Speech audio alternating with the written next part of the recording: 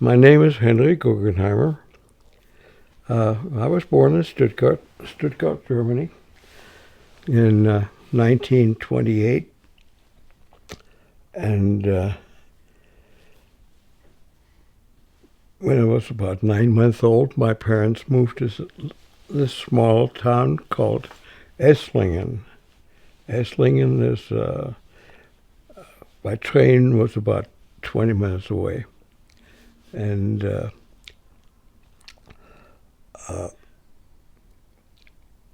my dad had a traveling. He was a traveling representative of several firms, and he did quite well, traveling all over. But in 1935, he passed on of natural causes, and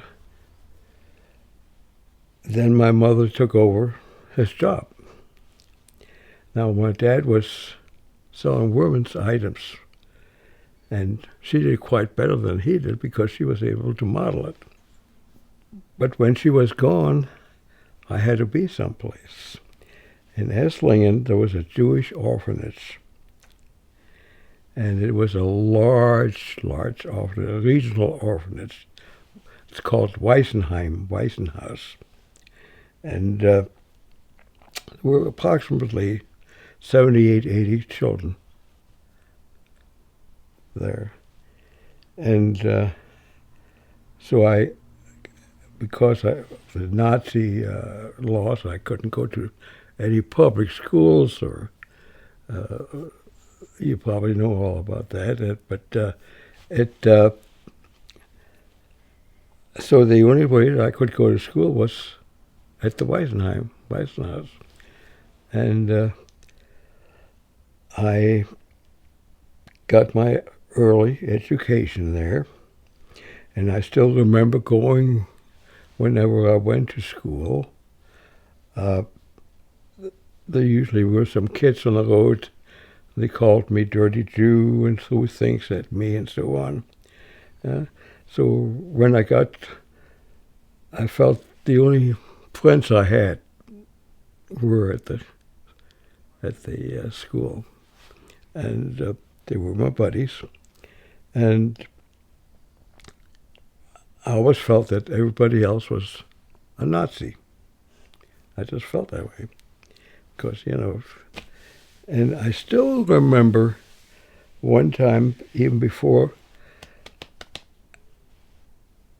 when I went to the school, there was a time when I did have a German friend, and I always he'd invite me to his home to play.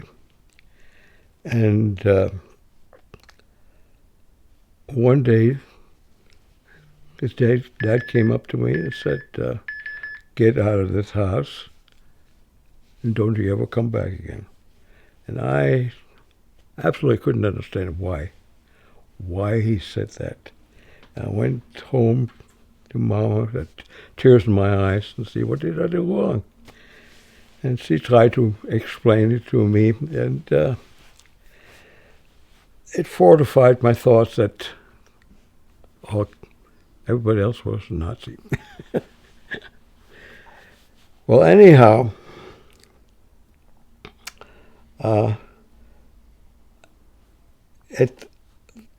the orphanage was a beautiful, large building. It was on the crest of a hill overlooking this old city of Esslingen. The city was built in 600 A.D., and it's really beautiful. It had still the old fortifications around it. And so one day when I was up there at the school, and I had to stay there overnight. And this was 1938, 9th of November of 1938. And we heard this huge crowd of people outside the orphanage. And they smashed their way into the orphanage. I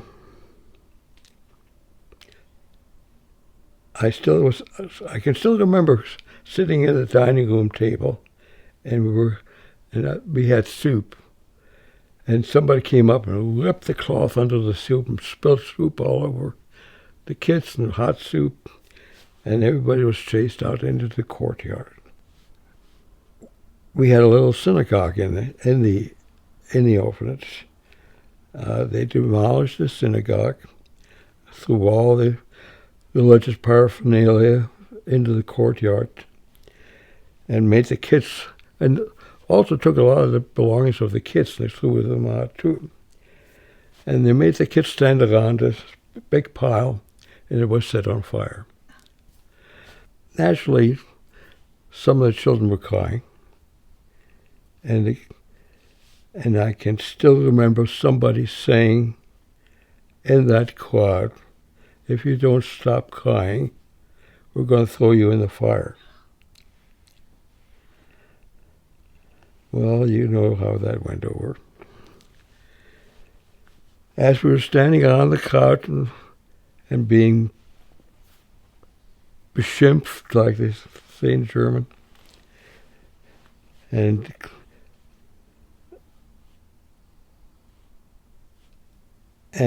finally, we had 6 teachers. I'm sorry, it was 5 teachers. There was Theodore Rothschild was the head of the the orphanage, and the Nazis arrested all the teachers and beat them up, and they put them in the local jail for protection from the other crowd. They came up for the protection, and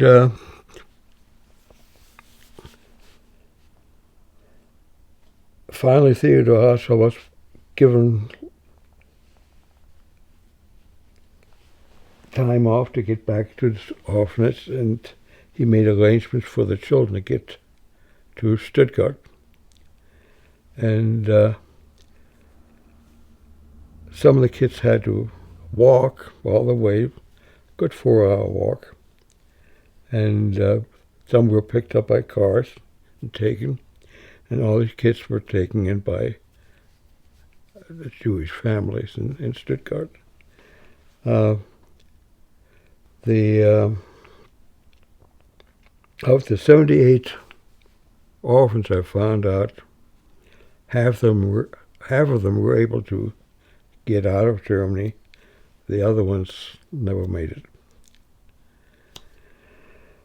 And these were kids anywhere from maybe 5 or 6 years old up to 10.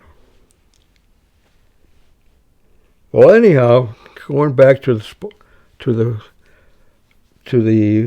when the children were on the fire, I was able to somehow sneak away.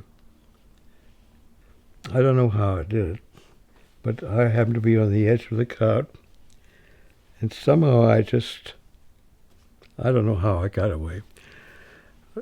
I hid behind trees and bushes and whatever, made my way back to the apartment where Mom and I stayed. The apartment wasn't too far away. It was a small apartment. And we stayed in the apartment for 2 days. And the second day, there was a knock on the door. Mom opened the door, and there was this stormtrooper standing outside. And he happened to live in our neighborhood. And he said, "Mrs. Guggenheimer, get out of Germany as fast as you can, because things are going to get a lot worse with Jews." When I mean, it was nice of him, you know. He knew my mother.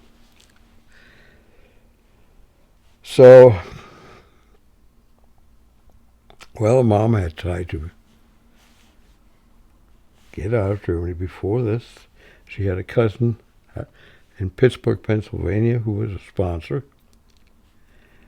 And it wasn't that easy to get a visa to come to the States because the numbering systems, there was a quota, only so many people could come to the States. So my mother signed me up to get to England on a kinder transport.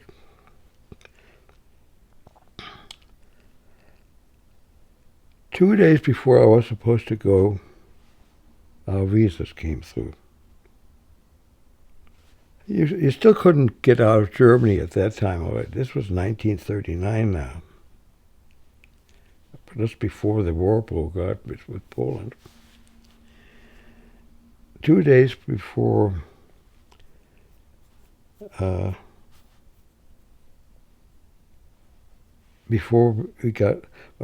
she got the visa, she went to Hamburg, and she was notified by an organization, Jewish organization, try to get visas to go through Russia and Lithuania and so Mother went to the consulate in I believe it was in Hamburg. I'm not sure, but I think it was in Hamburg, and she got the visas. After she got back, there were this Jewish organization organized about 80 people to go as a unit out of Germany, and the only way to get out of Germany at that time was through Poland. Germans had, and not Stalin and Hitler had made a pact to divide Poland between them at that time. So that was the only door open to get out of Germany. So the way out of Germany was through Poland. We went through Poland and Lithuania, then into Russia. Russia, we took the Trans-Siberian Railroad through Siberia, and from Siberia through Manchuria, from Manchuria to Korea, Korea to Japan.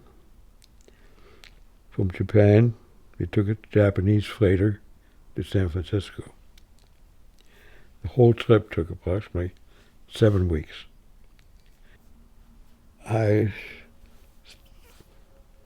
still remember when we left Stuttgart to go to Berlin to meet the other group of people.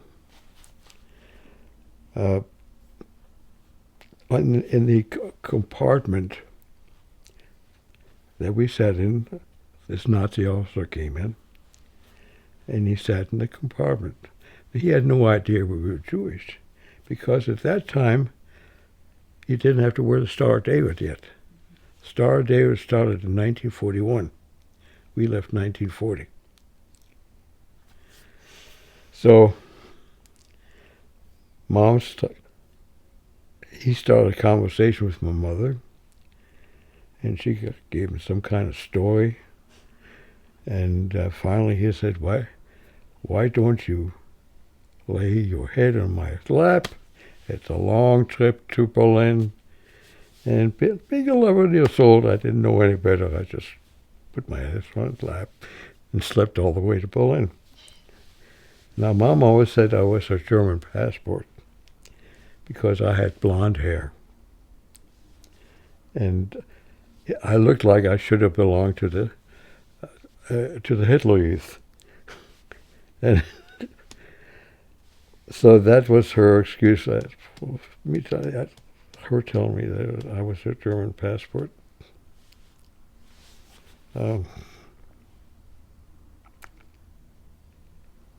Mom had 7 brothers and sisters. One sister survived. All the other ones perished. And the only reason that she survived was she was married to a gentleman who was not Jewish. And I still remember everybody, we always called him Uncle Albert. And he was a real nice person. He was a publisher over this small newspaper in this town. And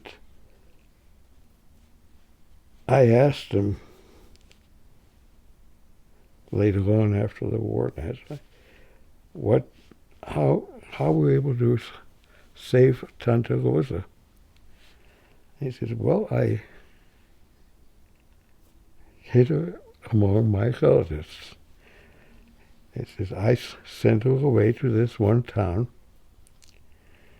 and the Gestapo came around.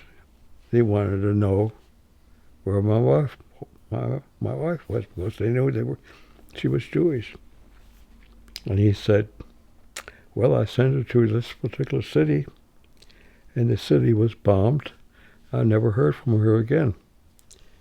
In the meantime, she was being transferred from one family to the other family to the other family. That's how she survived. So there were some good people there. When we came to the States,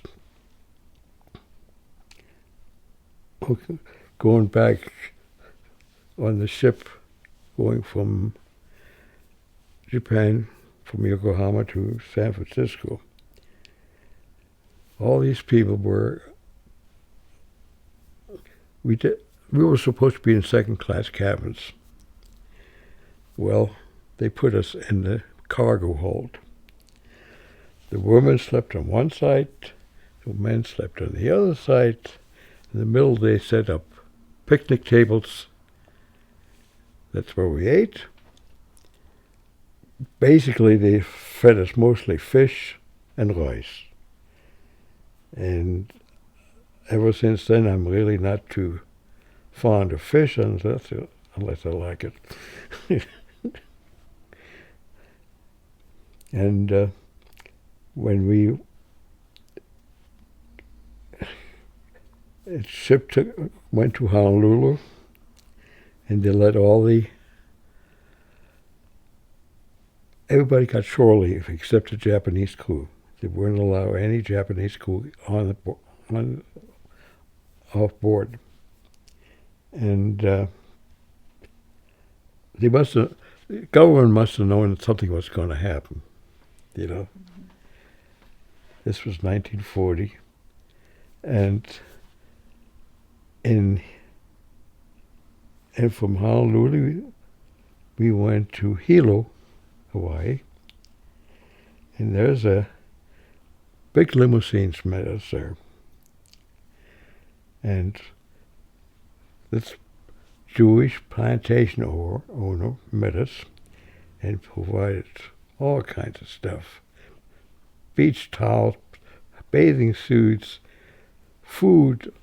We were there for a full day. And I remember him saying that, forget about the past. This is the future. And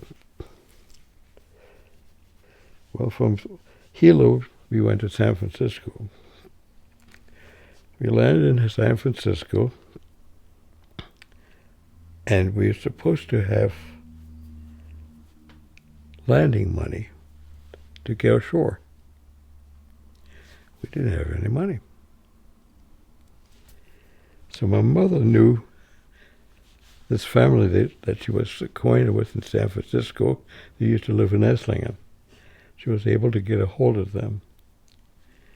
And in the meantime, we were up on Angel Island, which is the Ellis Island of on the West Coast now. And they provided the money for us to land in San Francisco. I still remember the women were in one bag, men were in another bag, and it was my duty to run between the bags with notes between men and women. So, well, from San Francisco, we went to Pittsburgh, and we stayed in Pittsburgh for about a half a year. And who was our sponsor? They had a bakery, and my mother couldn't speak English. I had very little English, and she decided to go to New York City. They stayed in Washington Heights, where most of the German Jewish people. And my mother worked as a maid, as a seamstress, housekeeper, cook, anything to make a buck.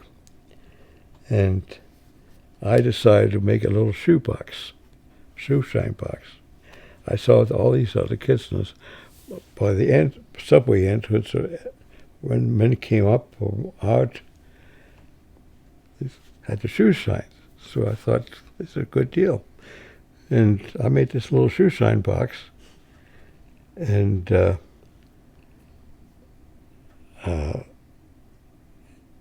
if I came home with a nickel that day, I was the happiest guy in the world, and I gave it to my mother, because she had a tough time. I still remember I took this one kid's place, and he said, "That's my place, I've been here for," and he beat the crap out of me. But anyhow, Mom had this cousin in Lima, Ohio, and Mrs. Weil, and she introduced Mom to Sigmund Baer, a bachelor, was never married, was also born in Germany, but he came over in 1905, and he served in the American Army during World War I as a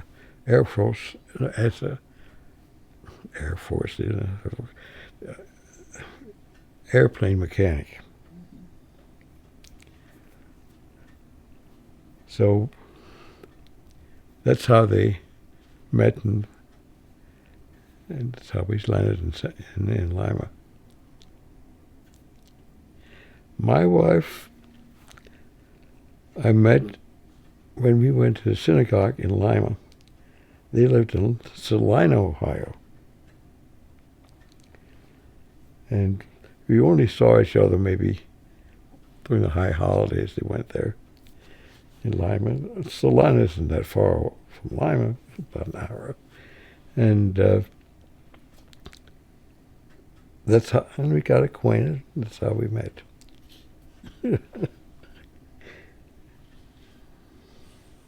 After I graduated from high school in Lima, I was drafted. And I could still speak fairly good German. I can't speak German too well now anymore. But I thought, well, they'll send me to Germany as a translator. But no, they sent me to Japan. I was attached to the 40th Division, Southern California National Guard. There were two National Guard divisions which were federalized during the Korean War, 40th of California and 45th of Oklahoma. So the 40th was trained to be an occupational division in Japan. We were in Japan for 6 months. After that, we went to Korea, 9 months. And we saw a few bullets flying around. I was in Heartbreak Ridge. And so I saw a little action. Luckily, I came up unscathed from that. I mean, dear God was with me all this time. And basically, that's it. When I look back on my life, I can't believe all the things that I witnessed and saw. I saw on Crystal Night, a night of broken glass, the following day after we went out, 2 days after, like I mentioned, when we opened the door for the, not the officer, day after we went out to look around a little bit, and there were smashed windows of Jewish-owned businesses, and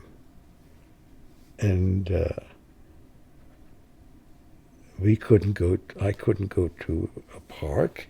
There were benches. Benches had signs on, says no dogs or Jews allowed.